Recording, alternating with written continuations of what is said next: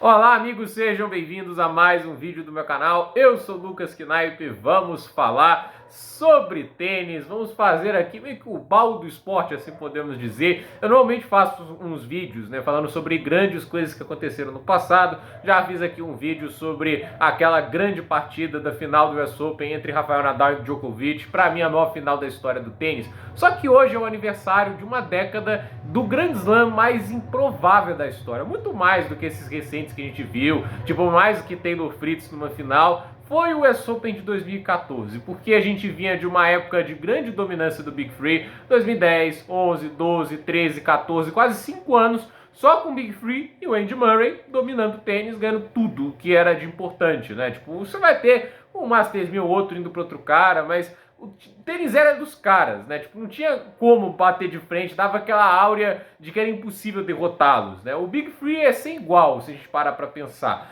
E naquele torneio em específico, né, a gente teve o impensável, né? Uma final de Grand Slam que foi Marin Cilic e Kei Nishikori, sendo que o torneio teve a presença de Djokovic, teve a presença de Roger Federer, teve a presença de Stan Wawrinka, teve a presença de Andy Murray, tava todo mundo lá, né? Tipo, você olha as quartas de final desse Grand Slam, é umas quartas de final de respeito. Djokovic contra Murray, Wawrinka contra Nishikori, Thomas Berdych contra Marin Cilic, Gael Monfils e Roger Federer. Confesso até que dá uma baita nostalgia, né? Porque eu tô vendo aqui muitos dos tenistas que eu mais gostava de ver, né? E assim, você imaginar que a final de Grand Slam seria feito pelo cabeça de chave 14 e o cabeça de chave 10 era impensável. Hoje você aceitaria mais a ideia porque os tenistas tops estão menos confiáveis do que antes, né? E assim, aquele torneio do Cilic, né? Eu acho que é um exemplo do que o croata foi pro tênis, né? Porque o Marin Cilic, eu não sei se vocês consideram, eu pessoalmente considero ele uma lenda do esporte. Eu acho que pelo que o Big Three fez, né? Você conseguir se colocar numa posição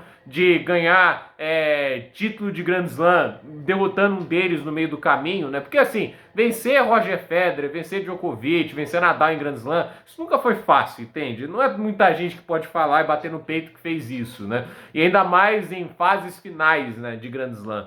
Então, assim, o fato dele ter conseguido fazer isso numa época que era o auge físico deles, né, é um negócio que chama muita atenção, né? E eu me lembro que na época, né, a equipe da ESPN, eu não sei se a Sport TV normalmente levava, né, mas a ESPN, quando saiu as semifinais, Cilic, Federer, Djokovic, Nishikori, aí eles levaram a equipe para os Estados Unidos, porque tinham certeza que a final seria Federer e Djokovic, né? O Djokovic era o grande dominador do tênis na época, era o cabeça de chave 1, o Federer estava vivendo um ano bom, né? Entendi, tava 2015 do Federer para mim foi até melhor, né? Mas o 2014 foi um ano muito bom, depois de um 2013 que não tinha sido lá tão bom assim, né? Então assim, a gente teve essa situação, acho que foi 2013 do Federer que não foi tão bom, posso estar errado, me corrija aí se eu estiver errado, né? A gente teve essa situação onde criou esse contexto para no final a gente ter a decisão entre Cilic e Nishikori, isso é um atropelo do Cilic a decisão. E a gente tem que pegar aqui a caminhada do Cilic até a final, porque assim, ele vence o Marcos Baghdatis na primeira rodada, o tenista chipriota, que foi finalista de Australian Open, vale lembrar, acabou abandonando no segundo set, 6-3, 3-1.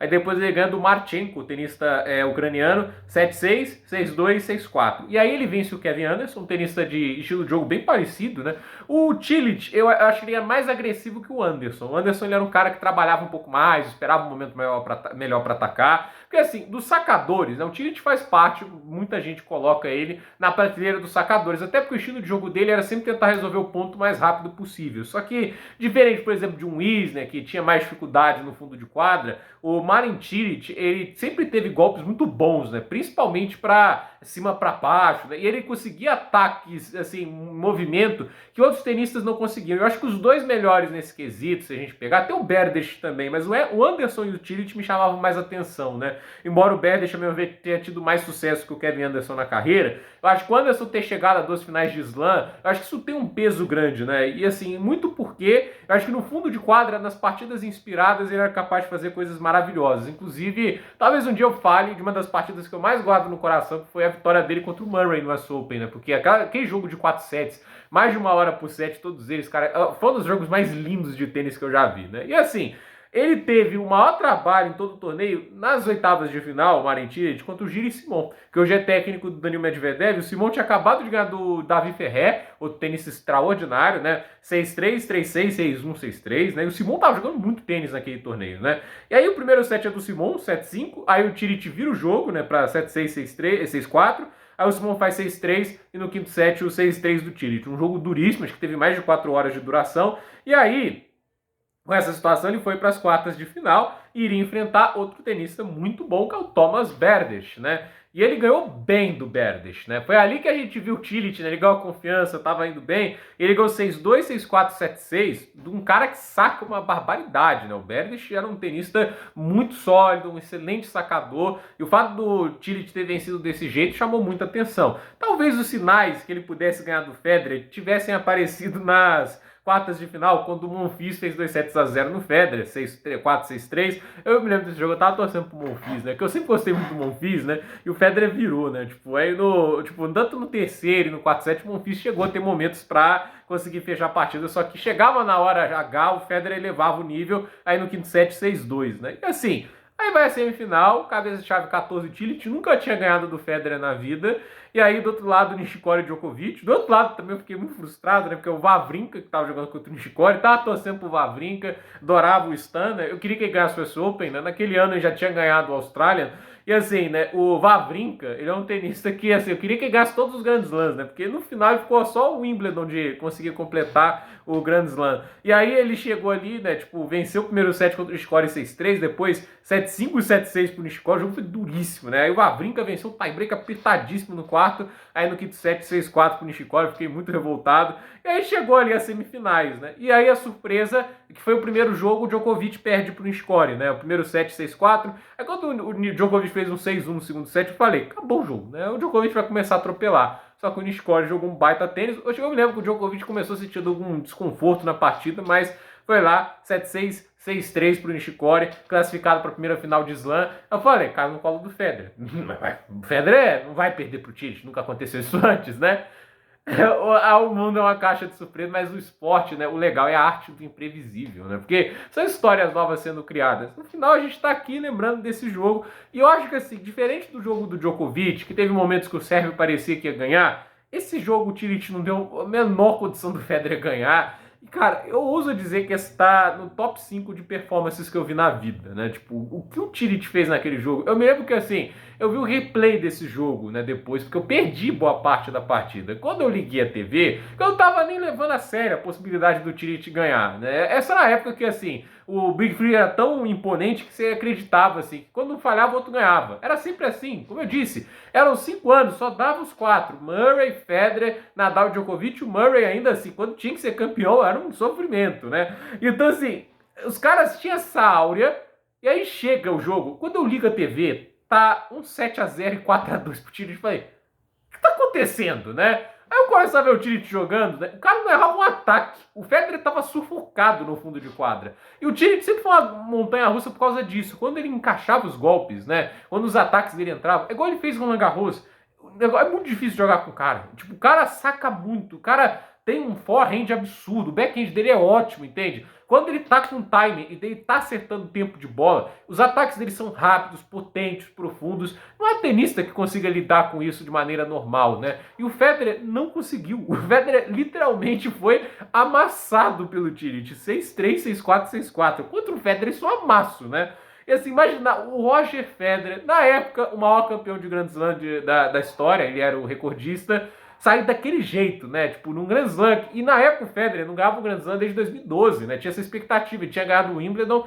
E assim, ele tava num momento em que Djokovic e Nadal estavam, assim, passando por cima dele. E assim, chegou aquele momento, assim, Djokovic fora. Nadal nem jogou o torneio, lesionado, né?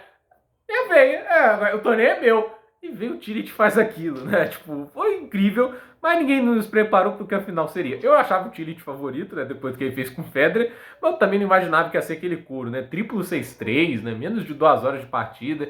É que assim, o Nishikori é um tenista, com todo respeito, muito bom, cara, direcionamento de golpes fantásticos, né, mas ele nem teve a oportunidade de direcionar golpes naquele jogo, né, mesmo porque ele não conseguia incomodar o saque do Cilic, né, e não tinha tempo de reação para lidar com o que o Cilic estava sacando naquele torneio. Inclusive, acho que naquela época o Marin Cilic era treinado por um cara chamado Goran Ivanisevic. Eu acho que era ele naquela época, né? E depois, na hora que o Cilic estava devolvendo o saque do Nishikori, o Nishikori nunca foi potente, né? O jogo dele era baseado em tempo de bola e todos os outros tenistas que ele enfrentou no final, ele tinha tempo de bola. Mesmo o Wawrinka, mesmo o Djokovic, ele tinha a condição de usar o que ele faz de melhor, que era o direcionamento de golpes. Com o Cilic acertando o jeito que ele estava, né? Tipo, tão forte que ele estava no fundo de quadra, e a velocidade e o peso de bola que ele colocava, o Nishikori não conseguia machucar o Cilic, né? O Cilic estava, assim, maltratando o Nishikori na quadra, e não conseguia direcionar os golpes, porque, assim, ele colocava uma bola, se o Cilic chegasse minimamente equilibrado, ele dava uma pancada, seja para cruzado para paralela, o Nishikori era desmontado e não conseguia sair da defensiva, e não conseguia ser ofensivo contra o Cilic. E aí foi esse atropelo. Uma final que, assim, coroou um Grand Slam maravilhoso para o Marin Cilic. E, assim, é aquele jogo que a gente para e pensa, né? Tipo, caraca, né? Eu acho que, assim, é o torneio que você fala, era o torneio da vida do Cilic, era o torneio que ninguém estava pronto para derrotá-lo, né? O mais próximo, como a gente viu, foi o Gilles Simon, que, curiosamente, também tem um estilo parecido com o Nishikori, só que ele era muito mais do slice, né? Ele tinha uma maneira um pouquinho diferente de abordar o jogo, né? Então, eu acredito que, no final, assim, o Cilic fez um torneio que assim, até hoje é difícil de acreditar o nível que ele jogou. No final, ele não voltou a esse estágio tantas vezes, né? 2 vezes. É óbvio que é muita coisa para quando a gente para pensar nos humanos. Mas você vê a carreira dele em Grand Slam, não é uma carreira tão linear, né? Ele não é por exemplo, você para pensar, o Berdych foi muito mais linear do que ele, né? Ele não é um cara que ficou tanto tempo cativamente no top 10, mas quando jogava o melhor tênis, ele derrotava qualquer tenista. Isso que para mim fazia muita diferença quando fala-se do Marin Cilic. Então, assim, uma atuação até hoje, assim, que eu fico chocado, aquele jogo contra o Federer. Tá no YouTube, vejam, gente, é um jogo maravilhoso do Cilic. E assim, é o que coroou uma carreira muito grande, né? Porque no final já era grande ter sido o top 10, já era grande ter tido algumas vitórias bacanas na carreira, mas ganhar o Grand Slam e tenis do tenista, ainda mais do jeito que ele fez e com a vitória que ele fez contra o Federer. Esse é o tipo de coisa que transforma ele num grande herói nacional da Croácia e, obviamente, num tenista que será lembrado pelo que construiu. Ainda joga Marin Cilic, não com a saúde física que a gente gostaria de ver, mas de qualquer maneira ele está aí lutando para ver se recupera um bom tênis e quem sabe ainda possa fazer alguns bons torneios para se despedir do esporte. Eu espero que ele consiga, até porque em 2022 ele teve boas caminhadas no US Open, teve boa caminhada também lá em Roland Garros. Foi até uma pena que ele não jogou o Wimbledon, colocava ele no meu pote de favoritos de Wimbledon, mas ele não jogou por causa da Covid, então uma pena que aconteceu com o Cilic antes de Wimbledon, mas legal ver assim, a história que ele construiu e esse torneio, essa campanha mágica que ele teve no US Open. Então, gente, por esse vídeo é isso, dúvida nos comentários, deixe seu like, se inscreva no canal, compartilhe esse vídeo e até o próximo vídeo.